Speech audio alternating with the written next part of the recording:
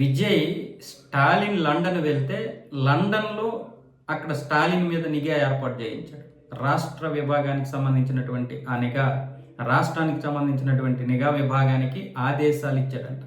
దీనికి సంబంధించి అది స్పష్టంగానే తెలుస్తుంది. అధికారికంగానే అటు టీవీకే కార్యకర్తలు, టీవీకే నాయకులు అయితే చెప్తున్నారు. ఎందుకు అంటే విజయ ప్రభుత్వాన్ని కూలదోయడానికి చాలా తీవ్రంగా ప్రయత్నాలు జరుగుతున్నాయి. దానికి సంబంధించి 5గురిని అయితే అరెస్ట్ చేయడం జరిగింది. 3 మీద అభియోగాలు కూడా నమోదయ్యాయి. ఇప్పుడు ఆ 3ని రిమాండ్కి కూడా పంపించారు పోలీసులు. మిగతా 2 వచ్చేసి విచారణలో ఉంచారు. ఆ విచారణలో నిజాలు తేలితే వాళ్ళని కూడా రిమాండ్కి పంపిస్తారు కోర్టు అనుమతులతో. సో ఇప్పుడు దీని అంతటికీ కారణం ఎవరు? స్టాలిన్. స్టాలినే తన ప్రభుత్వాన్ని కూల్చడానికి తీవ్రంగా ప్రయత్నాలు చేస్తున్నాడు. ముఖ్యంగా అన్నా డిఎంకేతో కలిసి అక్కడ ఎడప్పాడి పళనిస్వామిని సీఎంని చేయాలని కోరాడంట. సీఎంని చేయాలి అంటే మీరందరూ కూడా అంటే ఎడప్పాడి పళనిస్వామినో లేకపోతే ఇంకెవరినో, మొత్తానికి ఇక్కడ స్టాలిన్కి ఎడప్పాడి పళనిస్వామి మీద ప్రేమ కాదు. విజయ్ ప్రభుత్వం కూలిపోవాలి.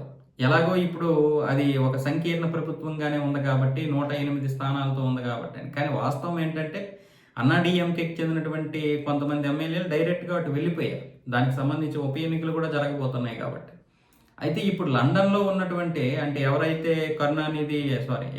స్టాలిన్ కొడుకున్నాడో ఉదయనిధి స్టాలిన్, ఆ ఉదయనిధి స్టాలిన్ కొడుకు ఇరయనిధి స్టాలిన్ అంట. ఉదయనిధి స్టాలిన్ అక్కడ స్పోర్ట్ డిపార్ట్మెంట్లో అంటే స్పోర్ట్కి సంబంధించిన దాంట్లో ఏదో పట్టా పొందాడు. దానికి సంబంధించి కార్యక్రమానికి ఇప్పుడు వీళ్ళందరూ వెళ్ళారు. అక్కడ నిఘా ఏర్పాటు చేస్తే మన రాష్ట్రానికి అంటే మన తమిళనాడు రాష్ట్రానికి సంబంధించినటువంటి నిఘాకి సంబంధించి ఎటువంటి సమాచారం పెద్దగా తెలియడం లేదు. అంటే వాళ్ళకి కావాల్సినటువంటి టెక్నాలజీ అక్కడ లేదు. సో స్టాలిన్ ఎవరిని కలుస్తున్నాడు, ఏం చేస్తున్నాడు, ఏం ప్రయత్నాలు చేస్తున్నాడు అన్న విషయం అయితే తెలియక కేంద్ర ప్రభుత్వం యొక్క సహకారం అంటే కేంద్రానికి సంబంధించినటువంటి నిఘా వ్యవస్థ యొక్క సహకారాన్ని కూడా కోరారన్నట్లుగా తెలుస్తుంది.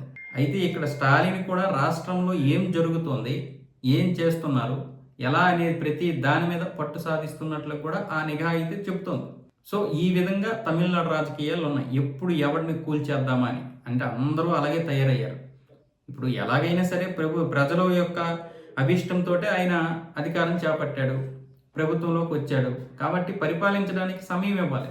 వెంటనే కూల్చేద్దాము ఎప్పుడు పడితే అప్పుడు ప్రభుత్వాల్ని కూల్చడానికే ఈ యొక్క ప్రయత్నాలు జరుగుతూ ఉంటే అది ప్రజల యొక్క సొమ్ము, ప్రజల యొక్క సమయం ఎంత వృధా అవుతుంది.